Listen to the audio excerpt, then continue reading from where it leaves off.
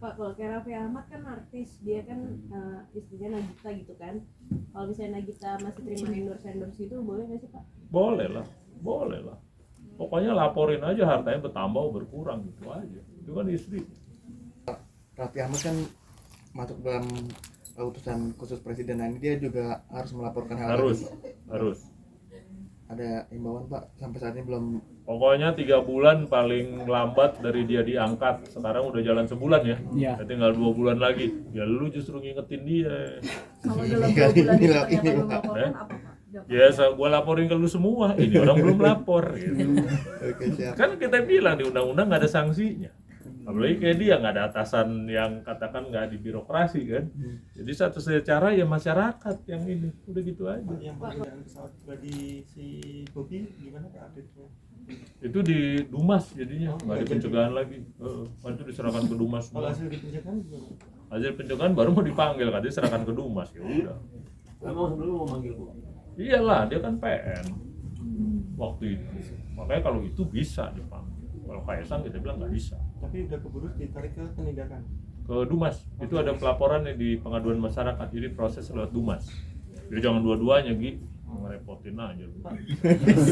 Tadi kan Bapak juga keceplosan diperiksa Polda ya Pak?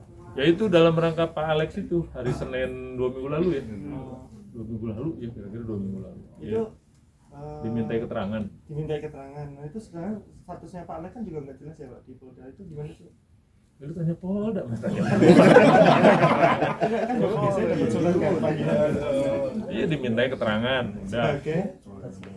Enggak lah, saksi juga enggak, tersangka juga enggak. Lu tersangka lu juga. Jangan gitu. Jadi dimintai keterangan. Ya kita terangin aja kronologinya begini, tapi kira-kira nih. Waktu itu yang gue masih inget teranginnya gini. Eko itu tanggal 1 kita umumkan ke media, gitu kan, bahwa dia akan dikeluarkan surat pemeriksaan besok, klarifikasi LKPN besok tanggal 2. Dan ditanya sama pemeriksa, kenapa kok dibilangin ke media, waktu itu konteksnya 2023 awal, masyarakat lagi demam lah soal flexing, dimulai dari alun. Nah karena ditanya ya saya terangin. Sesudah itu ya nggak ada lagi yang nanya. Ya udah ngapain saya terangin. Ya, tanggal 1, tanggal 2 keluar surat klarifikasinya. Tanggal 7 dia datang. Ya tanggal 7 klarifikasi, sore gua tanya sama tim gimana hasilnya. Gua kasih arahan lah gitu ya. Cari BMW-nya. Karena BMW ini nggak pas dengan profil dia PNS. Anda ditanya, kenapa Eko Darmanto diperiksa? Ya karena dia ngaku ada utangnya 7 miliar lah, PNS punya utang 7 miliar, kan gede. Plus koleksi mobilnya cakep-cakep. Makanya kita cari BMW-nya, sebelum utangnya nih, BMW-nya. BMW-nya kita cari gimana cara dia beli, siapa yang beli, gitu. Itu tanggal 7. Tanggal 9 kok nggak salah, dia ketemu Alex. Gue juga nggak tahu. Tapi tanggal 13 baru kita datang ke dealer BMW.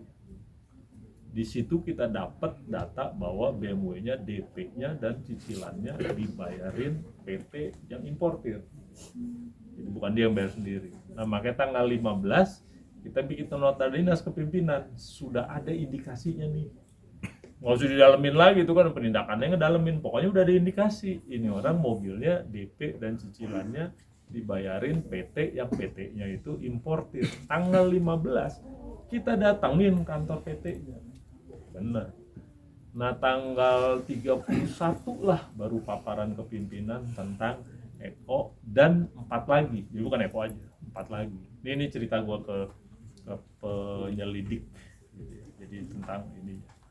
Nah, tanggal 31 dipaparkan, penyelidikan nanya, Alex ada? Ada. Nanya? Enggak. Semua juga nggak ada yang nanya. Lo kok nggak nanya gitu kan? Ya karena buktinya solid banget. Kita kan dealer yang ngasih data, yang bayarin sini. Ya buat apa ditanya? Langsung diputuskan pimpinan, masuk lidik. Tapi kan lama, sprint lead-nya baru berapa bulan lagi gitu, dan hasilnya kan sekitar 20 miliaran kok nggak salah dia nerima. Jadi kenapa beda? Ya jauh dong. Mungkin kita cuma dapat indikasi, kita kasih penindakan. Itu prosedurnya begitu.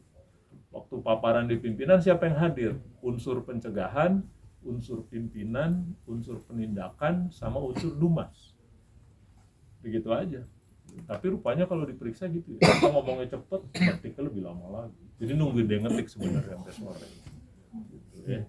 Ya, tapi ya nggak tahu kalau statusnya gitu sampai mana gitu, masih terima nasib aja. Pak, penegasan aja Pak, berarti adanya indikasi itu di KPK dari tanggal berapa Pak? Indikasi apa? Indikasi kalau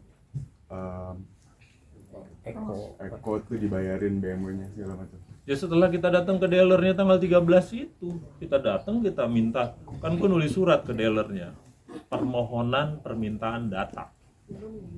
Jadi ya di dealernya kemungkinan ya baik gitu, dikasih lihat gitu, bahwa ya udah. Di situ kita tahu, ini berarti ini gratifikasi nih. Nggak usah dicari yang lain-lain, yang udah ini aja udah cukup lah. Tanggal 15 kita tulis nota dinas. Tolong dijadwalkan progres. Nah ditanya juga, kok lama banget dari tanggal 15 sampai tanggal 31 gitu. Ya gue bilang gue cuti.